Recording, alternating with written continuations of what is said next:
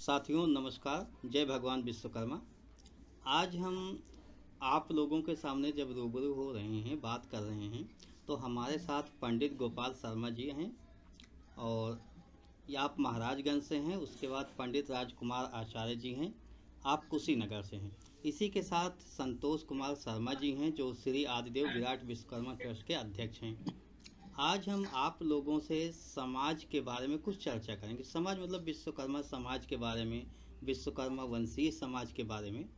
तो पहला सवाल कि सामाजिक समरसता हम लोगों में कैसे आए, क्या करना चाहिए, किस तरीके से हम लोग अपने में एकता, अपनापन, ये बढ़ावा कैसे मिले। पंडित राजकुमार आचार्य जी। ओम नमो विश्वकर्मणे।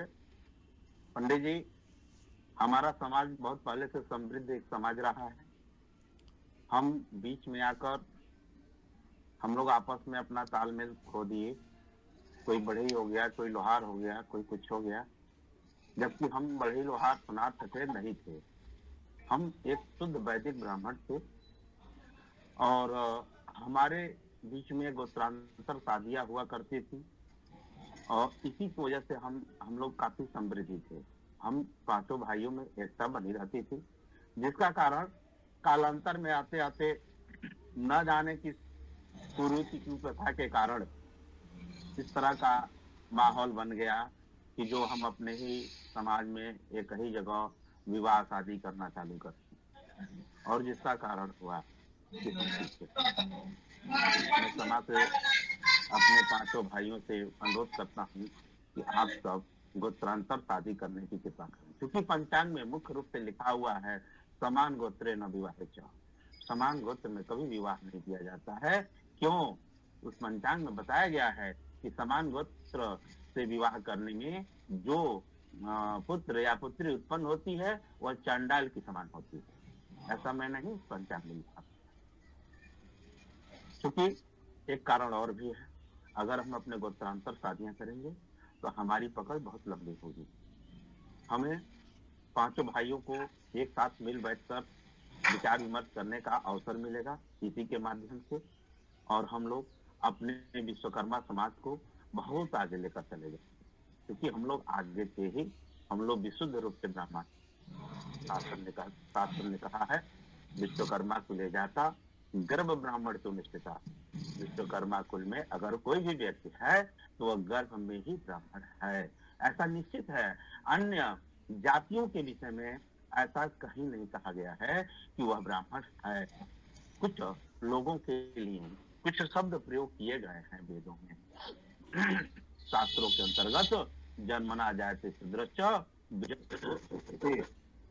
ये व्यक्ति जन्म से शूद्र होते हैं और जब इनका विजत यानी उपनयु संस्कार होता है, जनेऊ संस्कार होता है, तो ये ब्राह्मण होते हैं।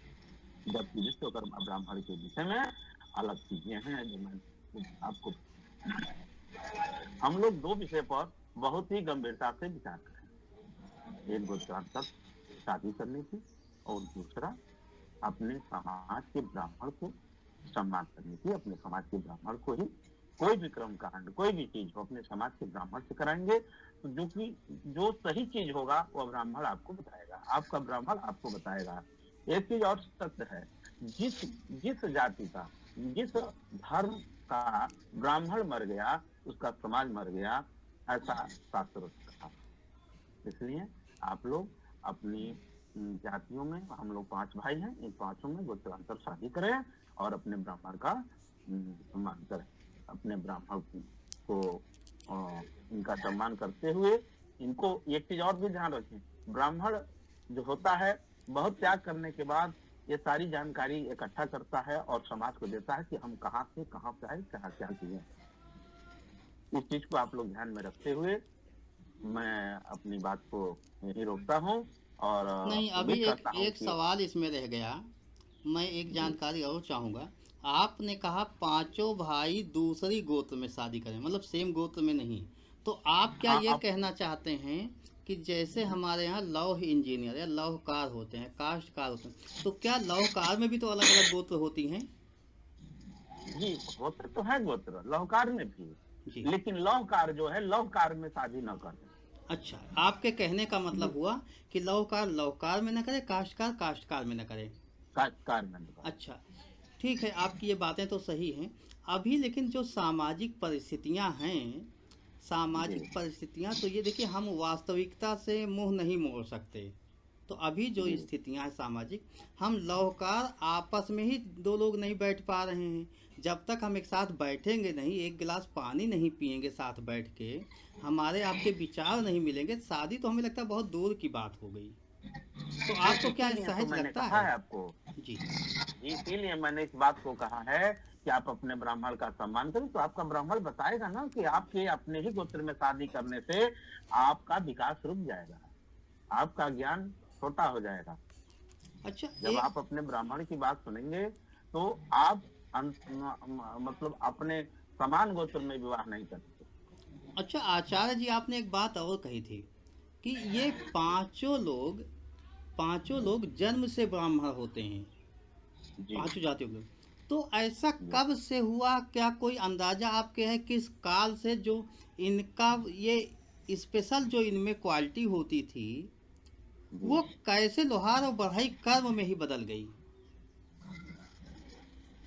हमारे समझ से ये जो है कालांतर में आते वक्त जब शिक्षा इनकी कमजोर हुई, इनकी शिक्षा जब कमजोर हुई तो ये लोग अपने ही में अपनी व्यवस्था बनाना चालू कर दिए। इसका ठीक ठीक कारण तो नहीं मिलता है कि क्यों कैसे ऐसा हो गया, जबकि वेद शास्त्रों में हम उच्च कोटि के ब्राह्मण हैं, ये मिलता है, नहीं, वो तो आज भी ठीक है। मिलता है। आपके आपके उस पे एक बात और मैं पूछना चाहूँगा। जैसे आज क्या है कि लौहकार लौहकार में करता है, वो दूसरी जात में जी इतना ही कर लेता। शिल्पियों में मैंने पूछा है शिल्पियों से कि आप अहिरवार के यहाँ शादी कर लो, कहते नहीं वो तो सूद हैं, हम नहीं करेंगे। तो ये जो बातें हैं, हम लोग कैसे ऐसे भूल गए, जबकि अभी देखो, बढ़ई से कहो कि दूसरे में कर लो, हरिजन में कर जी। लो, नहीं करेगा। धोबी से कर लो, नहीं करेगा। तो ये अपनी वाली कैसे भूल गया कि हम यहाँ करते थे, यहाँ न करके वहाँ करने लगे? शिक्षा के कमी के कारण हम शिक्षा। लोग अपने अस्तित्व को पहचान नहीं पाए, जबकि हम पांचों एक ही पिता के संतान, हम लोग पांचों लोग एक ही पिता के संतान हैं। ठीक है। तो और इसमें जो है कोई न छोटा है न कोई बड़ा। अच्छा, ठीक है, ये सिर्फ मैं यही बात पंडित गोपाल शर्मा जी से यही सवाल लेना चाहूँगा कि आप इसको कैसे देखते हैं। जैसे आपने कहा, पंडित राजकुमार जी ने कहा कि हमें अन्यत्र गोत्र का मतलब लोहार का बढ़ई में, सुनार में, ठठेरा कसेरा में, सिरपार में ऐसी चेंज करके शादियां करनी चाहिए। तो ठीक है, आपका सुझाव सही है। और भविष्य में अगर हम लोग आज नींव रखेंगे तो भविष्य में ये संभव भी होगा। ये मैं मानता हूँ कि आज नींव रखेंगे तो भविष्य में संभव होगा। लेकिन अभी जो स्थितियां हैं उसके अनुसार आप क्या कहना चाहेंगे इस विषय में? आपको क्या लगता है कि संभव है अभी? जी, आपको बहुत बहुत धन्यवाद। आपने आपने हमको मौका दिया, आप अपने यूट्यूब चैनल में भी मौका दिया, इसलिए आप बहुत बहुत बधाई के पात्र हैं। और आप जिस तरह से समाज सेवा के लिए और विश्वकर्मा जागरूकता अभियान जो चला रहे हैं, आपके इस मिशन को बहुत ऊंचाइयों तक पहुंचे, इसके लिए मैं बहुत बहुत शुभकामनाएं देता हूँ। जी, धन्यवाद। मैं जो भी अध्ययन किया, लगभग 1995 से ही मैं अध्ययनरत हूँ अपने समाज के बारे में। जी। और इसके बारे में मैं देखा कि जो ये पांचों शिल्पी वर्ग हैं, जो विश्वकर्मा जी के जो मन में त्वष्टा शिल्पी दैवज्ञ हैं, यह मेन पार्टीशन, ये साहित्यिक नाम है। आज हमारे मेन मौके पर जो हमारी जो सरकारी जो गजट है, उसमें मन में त्वष्टा शिल्पी दैवज्ञ के नाम से कहीं भी इस नाम से नहीं पाया जाता है।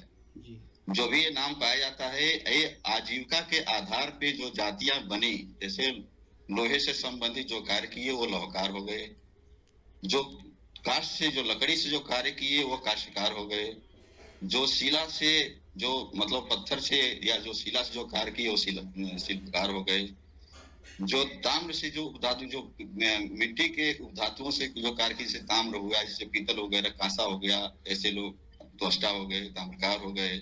और जो स्वर्ण धातुओं से मिली जुली जो कार्य किए, जैसे मान लीजिए सोना चांदी हीरा जवाहरात आदि से जो कार्य किए, वह स्वर्णकार हो गए। लेकिन इनकी जो बातें हैं, हम जो साहित्यिक जो बातें करते हैं, मनमय त्वष्टा शिल्पी दैवज्ञ, जो हमारे सनातन हिंदू धर्म के, वैदिक सनातन हिंदू धर्म के जो धर्म ग्रंथों में पाए गए हैं, विश्वकर्मा जी के 5 पुत्र हैं, मनमय त्वष्टा शिल्पी दैवज्ञ। यही जो मनु थे, आगे चल करके लौ धाप से जो संबंधित हो गए, वह लोग लौहकार में परिवर्तन हो गए, वो परिवर्तित हो गए। और जो बातें आई थी, जैसे कि लोहार कब से हो गए, तो हमारे जो ऐतिहासिक जो वैज्ञानिक जो अवधारणा है कि हमको आज से लगभग 2000 वर्ष पहले लोहे का खोज हुआ, यानी कि लोहे का खोज जब हुआ, उसी के बाद से हमारी जातियां लोहार बनी। यानी कि उसके पहले हमारी कोई जाति नहीं थी, या थी तो किस रूप में थी, यह सरकारी व्यवस्था के अंतर्गत आज प्राय लुप्त है। क्योंकि हम जो लोहे की जो हम एक कल्पना करते हैं, तो लोहे का जैसे मान लीजिए अगर हम 2000 वर्ष से पहले जो लोहे का खोज हुआ, मान लीजिए 2000 वर्ष, तो 2000 वर्ष पहले हम किस जाति में थे, या हमको किस नाम से पुकारा जाता था, यह कह पाना हमारे लिए बहुत ही एक समझिए कि वो विकट प्रश्न है, यक्ष प्रश्न है। और जब हम उसके पहले जो जाएंगे, जैसे मान लीजिए महाभारत काल में, या हम स्कंद महापुराण में, या बहुत ऐसे जो साहित्यिक जो साहित्य है, वेद को नहीं बात करें, पुराणों की ऐसी कथाएं हैं कि जिसमें विश्वकर्मा जी के 5 पुत्र मनमय त्वष्टा शिल्पी दैवज्ञ, उसमें क्लियर स्पष्ट है, उसमें कोई संदेह नहीं। अगर हम साहित्य पे जाएंगे, तो यदि हम आते हैं इस वैज्ञानिक अवधारणा में, या हम ऐतिहासिक बातों में जब आते हैं, तो लोहे की बात, लोहे की जब खोज हुआ तभी हम लोहार बने। काश्तकार की जहां तक बात है, तो काश्तकार तो हमारे जीवन का एक जन्म से ही हम कास्ट में ही पैदा हुए हैं। जैसे जंगल ही हुआ करता था, पूरे भारतवर्ष नहीं, पूरे विश्व में जंगल ही हुआ करता था। हाँ, पहले वनस्पतियां ही हुई होंगी, उसके बाद वनस्पतियां थी। जी जी, एकदम सही कह रहे हैं। तो उसमें जो हम काष्ठ कलाएं होती है, जैसे मान लीजिए हमारे जो बहुत से ऐसे जो चित्रकलाएं हैं, जो हमारे पास जो एविडेंस जो मिलते हैं, जैसे मान लीजिए जो किसी जैसे मान लीजिए सिंधु घाटी सभ्यता हो गया, या मोहनजोदड़ो सभ्यता हो गया, या हम सुनौली का सभ्यता की जो बातें कर लेते हैं, ऐसे जगह जगह पे वैज्ञानिक अवधारणा के माध्यम जो खोज हो जाता है, तो उसमें यही मिलता है कि उसमें चित्रकलाएं या काष्ठ कलाएं को ही ज्यादातर सो मात्र दिया गया, उसका वो व्यवस्था दिया गया। लेकिन ये लौह कला का जो भी है एविडेंस, प्राय ये किसी भी साहित्यों में, साहित्य में तो पढ़ा है, लेकिन किसी भी ये जो वैज्ञानिक अवधारणा जो होता है, इसमें लोग इसको उजागर नहीं कर पाते हैं जी। और जैसे अभी हमको ये पढ़ाया जाता है, बीकॉम, बीएससी, एमएससी जो भी जो होता है, जो शिक्षा जो महाविद्यालय में जो पढ़ाया जाता है, यूनिवर्सिटी वगैरह में पढ़ाया जाता है, तो एक अनिवार्य विषय बनता है जो 100 नंबर का एक विषय होता है। वो कौन सा एक है, उसको तो थोड़ा भूल रहा है हमको। इसमें से हम एक पुस्तक हमारे पास में पढ़ा हुआ है, उसमें दिया हुआ है कि शीशा का खोज किसने किया, लोहा का खोज किसने किया, जनरल नॉलेज, इसमें खोज किसने किया, जनरल नॉलेज, सामान्य ज्ञान, जनरल नॉलेज एक पुस्तक ही है, जनरल नॉलेज नहीं, वो पुस्तक ही है एक है। अच्छा। और ये उसको हम रखे हैं, और हम आपको बाद में हम फोन कर बता देंगे, फिर उसको हम बाद में ऐड करेंगे। वो उसमें हमारे पास पूरा एक प्रूफ ही है, हमारे पास एक पुस्तक ही है वो, ठीक है। उसमें त्वष्टा का भी नाम दिया है, विश्वकर्मा का भी नाम दिया है, शिल्पी का भी नाम दिया है, दैवज्ञ का भी नाम दिया है, त्वष्टा का भी नाम दिया है। आखिर ये लोग कौन है जी, ये लोग कौन है? तो इस पे सरकार को भी खोज करना चाहिए। इस पे नहीं, बिल्कुल मैं चाहूंगा कि वो जो भी है थोड़ा सा हमें भी बताइएगा उसके बारे में, और उस बुक के बारे में, हाँ बताइएगा, अच्छा लगेगा। एक सवाल मैं छोटा सा और करना चाहूँगा कि अभी आपने कहा मनमय त्वष्टा शिल्पी दैवज्ञ, 5 की बात की।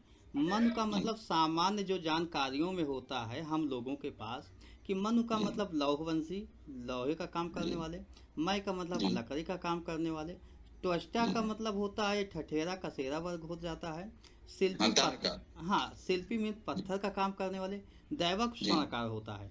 तो ये तो हम लोगों की जानकारियां हैं, या हमारे दर्शकों की यही जानकारियां हैं। एक सवाल होता है कभी कभी लोगों का कि प्रजापति को भी कुछ लोग काउंट कर लेते हैं, लेकिन ऐसा वेदों के अनुसार या मनमय त्वष्टा शिल्पी दैवज्ञ के अनुसार तो नहीं हो पाता, तो प्रजापति को आप कहाँ रखते हैं? तो वास्तविकता यह है कि प्रजापति वास्तविक रूप में वो हमारे वर्गों से कटे हुए हैं। जी।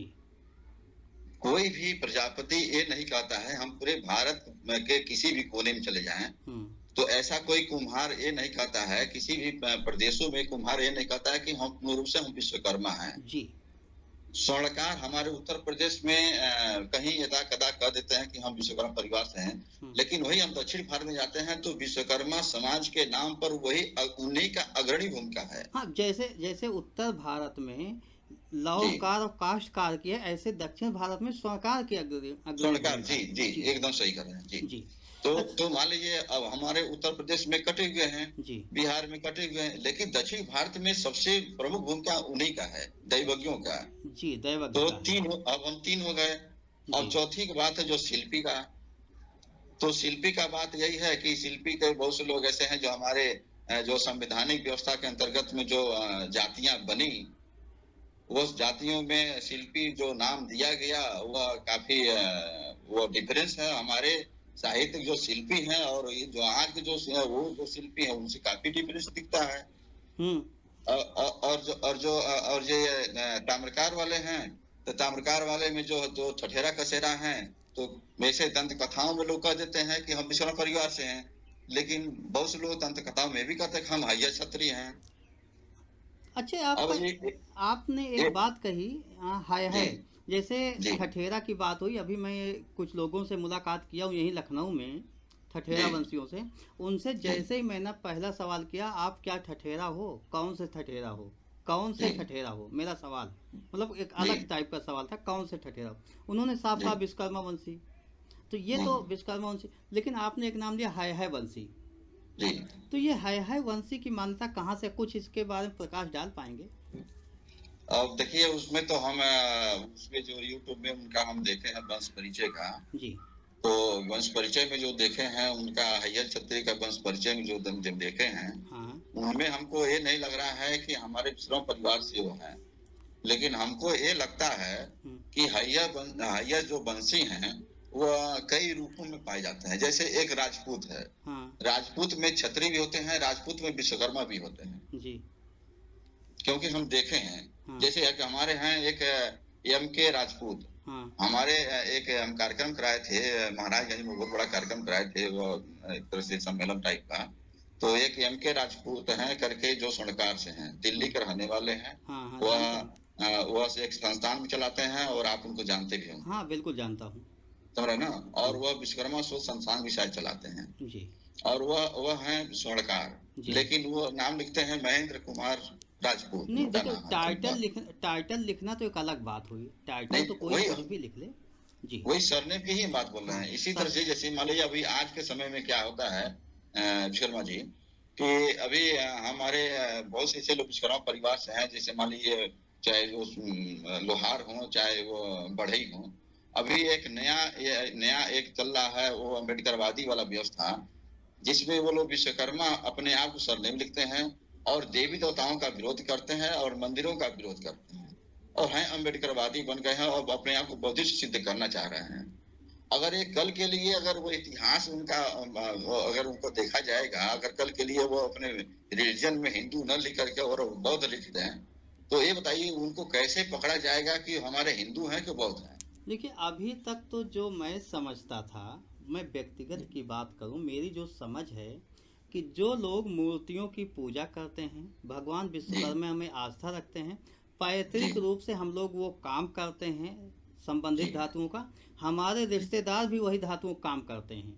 नहीं करते, अभी नहीं करते, हो सकता 2-3 पुश्त पहले करते रहे हों, तो ऐसे ही मैं उसको क्लोज रखता हूँ कि हाँ ये हमारे वाले हैं, बाकी मैं नहीं रख पाता हूँ। तो आपने जो कहा, यही सवाल मैं पंडित राजकुमार जी से लेना चाहूँगा कि है वंशी के बारे में थोड़ा सा आपके अगर जानकारी कुछ है तो बताएंगे। हम लोग है वंशी कह के कैसे उन लोगों को अलग से कर दूं, ठठेरा कसेरा कैसे कह दूं है वंशी हमारे नहीं हैं? एक मिनट हम थोड़ा सा रुकेंगे। हाँ, बिल्कुल, आप बोलिए। एक हैं हमारे मतलब कसेरा जी हैं जी, राजेश कसेरा जी करके हैं कुशीनगर पटरौना में। हाँ। जो जो जो आईएएस अधिकारी जो मनीष वर्मा जी जो हुए हैं आईएएस अधिकारी, हाँ जानता हूँ। उनके उनके उनके घर के बगल के रहने वाले वो काफी क्लोज में हैं लोग। मैं उनके घर पे गया हूँ, क्योंकि मनीष वर्मा जी जो आईएएस अधिकारी है, उनके पिताजी हमारे बहुत क्लोज में रहे हैं, मोहन वर्मा जी करके जी। मैं उनको अपने कार्यक्रम में कई बार उनको अतिथि बनाया, उनके घर में गया। तो इसके बारे में हम पूछना चाहे और कभी अगर आवश्यक पड़ेगा तो उनको हम नंबर दे देंगे और आप उनसे जुड़िएगा, चाहे हम लोग जुड़ेंगे। मैं चाहूंगा कि एक दिन आप थोड़ा समय निकालो, इसी मंच पे बुला लीजिए या कोई उनका जानकार हो। मेरा एक ही सवाल होता है कि ठीक है आप है वंशी हो, मुझे कोई दिक्कत नहीं है। जैसे मुझे अभी किसी पंडित जी ने मेरे ही मंच पर एक बात बताई थी कि राजकुमार जी थोड़ा सा हम समय लेंगे, आप लोगों को भी बता दूं कि जब परशुराम ने क्षत्रियों का वध किया, उस समय क्षत्रिय महिलाओं के गर्भ में जो बच्चे थे वो है वंशी हो गए। तो मेरा सवाल वहाँ पे दूसरा ये था कि वो हो गए, मैं मान लेता हूँ, तो क्या सभी ये तांबे पीतल का काम करने लगे, सभी बर्तन बनाने लगे? सभी एक साथ तो हो नहीं सकता। ठीक है, क्षत्रियों के बच्चे हैं, वो लुक छिप गए तो उसमें अलग अलग हो जाते ना, फिर सब एक साथ कैसे हो गए? अच्छा, अगर वो हो भी गए तो हमारे वाले यानी विश्वकर्मा वंशज के जो हैं कसेरा और ठठेरा, ये कहाँ चले गए? भाई ऐसा सुनामी कोई नहीं आई है जिससे चुन चुन के ठठेरा लोगों को यहाँ से समाप्त किया गया हो। तो इस आपका बात एकदम सही कर रहे हैं। जैसे अभी देखिए, अभी जो हमें निकलता है जो पिछड़ा वर्ग का जो यहाँ पर एक मिनट हाँ, जो निकलता है अभी हम लोग का जो सूची है पिछड़े वर्ग का, उसमें निकलता है लोहार सैफी जी, बढ़ई सैफी जी, कॉलम एक ही है, नंबर एक ही है, लेकिन उसमें दो नाम है। जैसे मान लीजिए कॉलम नंबर 19 हो गया तो लोहार और लोहार सैफी। तो लोहार क्या चीज है, लोहार सैफी क्या चीज है? तो इसमें हमने इस पे अध्ययन किया तो लोहार जो होगा, लोहार वास्तविकता जो विश्वकर्मा परिवार से हैं वह लोहार हो गए, लेकिन जो लोहार सैफी हुए वो मुस्लिम हो गए जी। लेकिन सरकार के दृष्टि में लोहार दोनों वही हैं जो लोहे का काम करते हैं। वो तो देखिए सरकार की दृष्टि में, संतोष जी मैं आपको मौका दे रहा हूँ, यहाँ पर मैं ये कहूँगा सरकार ने जो वर्गीकरण किया है उसके वर्गीकरण का आधार आपका वंश नहीं हुआ, वंश परंपरा नहीं हुई, उसके वर्गीकरण का आधार हुआ कि आर्थिक रूप से, मतलब पैसे के रूप में, ठीक है, सामाजिक रूप से, जैसे क्षेत्र विशेष में आप रह रहे हो वहाँ सम्मान आपको क्या मिला, और उसके बाद शिक्षा आपकी क्या, आर्थिक सामाजिक शैक्षिक उसने देखा। जो कमजोर थे तीनों में उनको एक अलग कैटेगरी में डाल दिया, जो उससे अप हैं वो ओबीसी में चले गए, जो बहुत अप हैं वो जनरल में चले गए। तो सरकार का मतलब खाली ये आपका वंश नहीं था, वो किसी का वंश नहीं बताया है, उसने अपनी एक कैटेगरी बना ली। अच्छा, आपसे मैं दूसरा सवाल लूंगा, आपको फिर मौका दूंगा। एक बार मैं संतोष शर्मा जी को ले लेता हूँ। संतोष शर्मा जी, आप है वंशी पे कुछ कहना चाह रहे थे? ये मैं ये कहना चाहता हूँ, जब परशुराम भाई क्यों श्रृंगार करेंगे, परशुराम विश्वकर्मा वंशी थे, विश्वकर्मा वंशी को क्यों मारेंगे? ये बात हमारे समझ में नहीं आ रही है जो अपने लोग कहते हैं। नहीं, वो वहाँ पे नहीं, आपने उसको गलत समझ लिया। उन लोगों का कहना था, जिस पंडित जी ने हमें कहा, ये मंच पे वीडियो में रिकॉर्डेड है, डिस्प्ले है, और उसमें उन्होंने ये कहा था परशुराम ने जिन क्षत्रियों का वध किया, उन क्षत्रियों के पत्नियों के गर्भ में जो बच्चे थे वो जब पैदा हुए तो है वंशी हो गए। तो मेरा वही दूसरा उनसे सवाल था पंडित जी से कि सभी एक साथ क्या ये काम करने लगे, एक साथ कैसे करने लगे ये काम? तो उसका जवाब उनके पास नहीं था। बस ये है, परशुराम यानी वध नहीं किए। और फिर परशुराम त्रिकालदर्शी हम लोग मानते हैं, वो विश्वकर्मा वंशज हमसे आपसे ज़्यादा उनके पास ज्ञान रहा होगा, बहुत ज्ञान रहा होगा, अपार रहा होगा। तो अपनी समाज में ही उनको कैसे इन्वॉल्व कर लिए, कैसे होने देते? तो ये थोड़ा कुछ सवाल है हमारे। नहीं, ये गलत है जी, ये बिल्कुल गलत है। हाँ। और ऐसा कुछ भी नहीं है। अच्छा, इसी सवाल जो पे बताया जा रहा है। हाँ संतोष जी, इसी सवाल पे पंडित राजकुमार जी आचार्य जी हैं, आपका भी ले लेता हूँ कि है वंशी क्या वास्तव में अलग हैं या अपने वाले हैं, ये गलत दिशा में चले गए हैं? पंडित राजकुमार जी। जी मैं बताना चाहता हूँ, इससे पहले सटीक में बात आपको बताता हूँ। जी बिल्कुल। एक राजेंद्र तिवारी जी ब्राह्मण महासम्मेलन हुआ था अभी लखनऊ में, तो उन्होंने खुले मंच से इस बात को कहा था कि विश्वकर्मा ब्राह्मण जो है वो ब्राह्मण की श्रेणी में है, ब्राह्मण गोत्रावली में है, ब्राह्मण वंशावली में है। उन्होंने अपने समाज के बीच में जितने लोग थे, तिवारी, पांडे, चौबे, पाठक, इन लोगों के बीच में उन्होंने गर्व से कहा था, समझ रहे? तो मैं ये चाहूंगा कि अपने समाज के भी लोग कुछ न करें, इतना तो करें कि मैं ब्राह्मण हूँ। इस बात को तो कहें कि मैं ब्राह्मण हूँ, मैं लोहार नहीं हूँ, मैं बढ़ई नहीं हूँ, मैं ठठेर नहीं हूँ, मैं एक ब्राह्मण हूँ जो लोह का काम करता हूँ, मैं एक ब्राह्मण हूँ जो बढ़ई का काम करता हूँ। इस तरह का भाव इन लोगों के अंदर पैदा। रहा बात हव वंश का, इसका कोई बहुत अच्छा प्रमाण नहीं मिलता जिसके आधार पर इनको कुछ कहा जाए।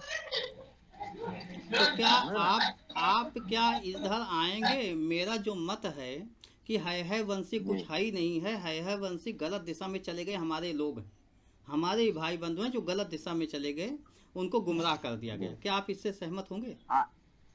जी बिल्कुल सहमत हैं। और आज यही प्रक्रिया हो रही है जी। आज भी तो यही प्रक्रिया हो रही है जी। कुछ समाज के लोग ऐसे हैं कि जो ओबीसी में हैं, कुछ लोग एसटी में जाना चाहते हैं, वो हमारी वंश में, लेकिन वो एसटी में जाना चाहते हैं।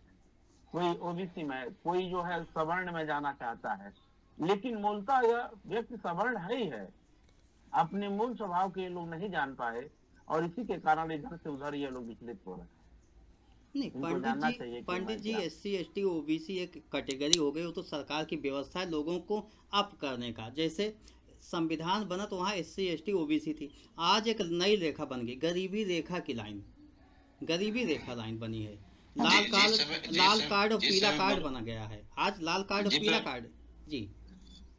जिस समय धर्म का जो जब उदय हुआ, तो जिस समय जो हमारे धर्म ग्रंथ लिखे गए, जैसे मान लीजिए एक मनुस्मृति का नाम ले लिया जाए, तो उसमें जो धार्मिक व्यवस्थाएं बनाई गई, जो संवैधानिक जो बनाया गया जो संविधान उस समय का मनुस्मृति, तो उसमें 4 वर्ण बनाया गया, ब्राह्मण, क्षत्रिय, वैश्य, शूद्र। ठीक उसी तरह से जब उसको व्यवहार से बाहर किया गया और नए संविधान का जब संरचना किया गया आज के 75 वर्ष पहले, तो उसमें वही 4 वर्ग बनाया गया, सामान्य वर्ग, पिछड़ा वर्ग, अनुसूचित जनजाति वर्ग, अनुसूचित जाति वर्ग जी। ये 4 वर्ग बनाया गया, ये 4 वर्ग बनाए गए, बिल्कुल ये 4 वर्ग बनाया गया, वो 4 वर्ण बनाया गया। ऐसा नहीं है कि इसमें भी व्यवस्थाएं वो हैं कि जिनकी स्थिति राजनीतिक, आर्थिक, सामाजिक, धार्मिक स्थिति जिनकी कमजोर हो जाएगी, वो अपने से निचले स्तर में गिरते जाएंगे। और जो अपनी स्थिति को मजबूत कर लेंगे, वो अपनी स्थिति के आने और ऊपरी क्रम में बढ़ते जाएंगे। जैसे मान लीजिए सामान्य वर्ग से बहुत से ऐसे लोग हैं जो जब जिस समय संविधान लिखा गया, जो सामान्य वर्ग में शामिल किया गया और उनको बाद में जा करके ओबीसी में शामिल किया गया, और ओबीसी से जा करके बाद में जनजाति में भी शामिल कर लिया गया। जैसे हम एग्जाम्पल देना चाहेंगे कि एक सरोकार है, जैसे हम लोग को भी बिरादरियां हैं, जो बिरादरी की लोहार हो गया, चाहे सुनार, चाहे बढ़ई, इस संविधान जिसमें लिखा गया उस समय हम लोग सामान्य वर्ग में ही कैटेगरी में होते थे। बाद में आ करके 60 के जब 10 वर्ष बीतने के बाद इस पे जब आंदोलन जब हुआ, तो इसको ओबीसी में शामिल कर लिया गया जी, समझ रहे ना, ओबीसी में शामिल किया गया। अभी हमारे सामने जस्ट अभी बहुत ज्यादा दिन नहीं हुआ, अभी एक कहार हमारे वहाँ हुआ करते थे, हमारे बगल में भी सब हैं कहार हैं लोग जो ओबीसी में थे, लेकिन आज उनको अनुसूचित जनजाति में शामिल कर लिया गया धुरिया के नाम से जी। ऐसे बहुत सी जातियां हैं, जैसे मान लीजिए अब एक तरह से कह दिया जाए, जैसे वो कौन सा वो रेजिमेंट बनता है, वो एक रेजिमेंट है, देखिए भूल रहा नाम, गोरखा रेजिमेंट वगैरह की बात नहीं कर रहे हैं? नहीं, गोरखा तो नेपाली टाइप का हो गया। ये जो छतरी होते थे लोग, छतरी में ही आते हैं, आज ओबीसी में आ गए। पहले सामान्य में थे, लेकिन उनका रेजिमेंट चलता है। और आप जो कह रहे हैं ऐसे गोसाई हैं, गोस्वामी हैं, ये ब्राह्मण होते हुए भी ओबीसी में हैं। बिल्कुल, भारत में ऐसी 12-14 ऐसी जातियां हैं जो ओबीसी में हैं, लेकिन हैं वो ब्राह्मण में। आप सही कह रहे हो। मैं यही बात लोगों को समझाना चाहता हूँ, कहना चाहता हूँ कि ये हम लोगों का दायित्व बनता है, कोई SC ST कैटेगरी में चला जाए तो उसका वंश नहीं बदल जाता, वो नहीं उसी बदलेगा, वंश नहीं से बदलेगा। है। आज भाई एकदम बहुत से सही लोग है। हैं लाल कार्ड लिए हुए हैं, लाल कार्ड लिए हुए हैं, इसका मतलब गरीब से गरीब हैं, बहुत गरीब हैं, जी लाल कार्ड है। जी तो लाल कार्ड का मतलब ये नहीं हुआ कि हमारे वंश के वो नहीं हैं, पीला कार्ड का मतलब ये नहीं हुआ कि हमारे वंश के वो नहीं हैं, नहीं नहीं नहीं वो हैं नहीं। हमारे ही, बस आर्थिक स्थिति उनकी दयनीय हुई, सामाजिक दयनीय हुई, तो उनको मदद गवर्नमेंट कर रही है। तो मदद हाँ, जी करने का जी। तरीका वो एक तरीके से है। तो एक उस एक बात और है, जिनको लाल कार्ड आज के 25 वर्ष पहले 50 वर्ष पहले मिल गया हम्म, लाल कार्ड, तो ऐसा नहीं है कि वो आज लाल कार्ड ही वो आज भी वो लाल कार्ड के अंतर्गत है। आज वो बहुत ही मजबूत हो गए हैं हाँ, और वो की संपत्ति उनके पास है, लेकिन ला पाते हैं लाल कार्ड के ही लाभ लेते हैं।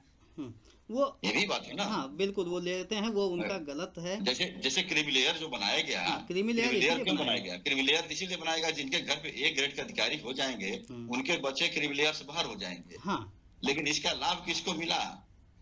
देखिए क्या सच्चाई मिला? तो ये है, वो तो हम उधर नहीं जाना चाहेंगे, लेकिन सच्चाई ये है कि आरक्षण की जो व्यवस्था सोचा गया था संविधान बनाते समय, वो जी केवल विधानसभा लोकसभा में प्रतिनिधित्व तक सीमित हो गया, SCओं के लिए, SC ST के लिए, उससे जी आगे जी नहीं एकदम बढ़ सही। पाया। जी जी एकदम उससे सही कह रहे हाँ हैं। जी। अच्छा, इसी विषय पे हम थोड़ा सा और आगे बढ़ेंगे। संतोष जी, मैं आपसे थोड़ा जवाब लेना चाहूँगा कि आप एक श्री आदिदेव विराट विश्वकर्मा ट्रस्ट के अध्यक्ष हैं, तो क्या कसेरा और ठठेरा वंशुओं से कहीं मुलाकात हुई, कहीं देखा, दो चार लोगों से बात जी हुई? हमारे यहाँ हरदोई में मुझे कहीं नहीं दिखे। जी, मतलब आप ये कह रहे हैं कि जो आपके जिले में नहीं है। चलिए, तो इस हमारे मिशन जिले में नहीं दिखाई पड़े। इस मिशन में खैर प्रयास किया जाएगा। मैं एक लाइन भगवान विश्वकर्मा के विषय में आपसे बताता हूँ इस भजन के माध्यम से। बिगड़ी बनाने वाले, जग को चलाने वाले, बिगड़ी बनाने वाले, जग को चलाने वाले, रखता है सब का मान। बोलो जय जय जय विश्वकर्मा भगवान, बोलो बोलो जय भगवान जय जय भगवान विश्वकर्मा की विश्वकर्मा। जय। जय। ओम नमो विश्वकर्मा। ओम नमो ओम विश्वकर्मा। नमो अच्छा, विश्वकर्मा। आप लोगों ने समय दिया, आप लोगों को बहुत बहुत धन्यवाद। और मैं अपने दर्शकों से भी कहूँगा, जो लोग इस वीडियो को देख रहे हैं वो वीडियो को देखेंगे, उसके बाद उनको जो भी प्रतिक्रिया होगी वो अपने विचारों को कमेंट के माध्यम से लिखेंगे, इसे अपने लोगों तक शेयर भी करेंगे। हम अगर हमारे लोग सुन रहे हैं तो इसको शेयर करें, ये बात उनके कानों तक पहुँचेगी तब तक अमल होगा, कानों तक पहुँचेगी नहीं तो अमल कैसे होगा।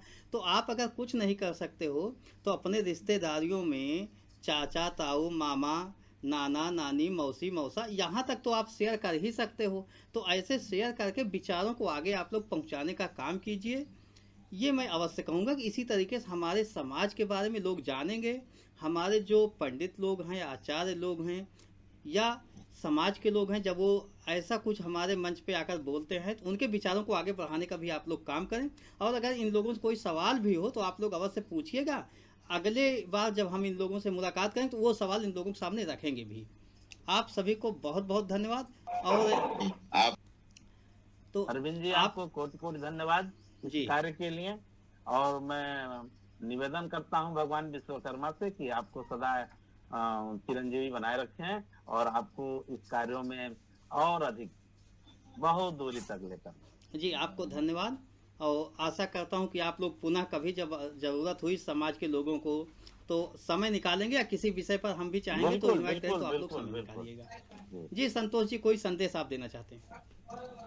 अंतिम मैं समाज के भाइयों को संदेश देना चाहता हूँ कि जब भी रोड पे निकले तो हेलमेट लगा करके निकले। यदि आपके पास कार है तो सीट बेल्ट लगाएं, क्योंकि आजकल घटनाएं बहुत ज्यादा हो रही हैं। आपका जीवन बहुत कीमती है और इसलिए जब भी रोड पे निकले तो हेलमेट, और अगर मोटरसाइकिल से चल रहे हैं तो हेलमेट बहुत जरूरी है। अगर कार से निकल रहे हैं तो सीट बेल्ट जरूर लगाएं। और आप सभी से यही गुजारिश करूंगा। धन्यवाद। जय जय भगवान विश्वकर्मा और विश्वकर्मा। नमो जय विश्वकर्मा। भगवान। जय विश्वकर्मा, जय विश्वकर्मा, जय विज्ञान।